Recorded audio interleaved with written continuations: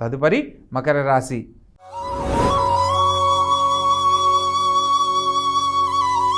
ఈ యొక్క మకర రాశి జాతకులకు తొందరపాటు పనికిరాదు. ఖచ్చితంగా మాట్లాడి మీ యొక్క వ్యవహార ధోరణిని మార్చుకోవాలి. కొన్ని సందర్భాల్లో అనవసరమైన ఖర్చులకు దారితీసేందుకు అవకాశం ఉంటుంది. ప్రత్యేకంగా తోడబుట్టిన వారితో వాగ్వివాదాలకు వెళ్ళకండి. ప్రత్యేకంగా తండ్రి గారి సలహా మేరకు చేసే ప్రతి పనిలో కూడా విజయం చేకూరుతుంది. విద్యార్థి దశలో ఉన్న వాళ్ళకు మాత్రం అద్భుతమైన కాలంగా చెప్పడం జరుగుతుంది.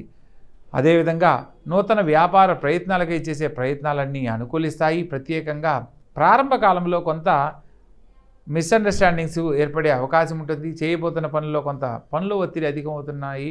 కానీ వారం చివరిలో మాత్రం అత్యద్భుతంగా తల్లిగారి సలహా మేరకు చేసే ప్రతి పనిలో కూడా విజయం మిమ్మల్ని వరిస్తుంది. భూ సంబంధమైన గృహ యోగం కోసం ఎదురు చూస్తున్న వారికి గృహయోగ లాభాన్ని ఈ వారం పొందబోతున్నారు.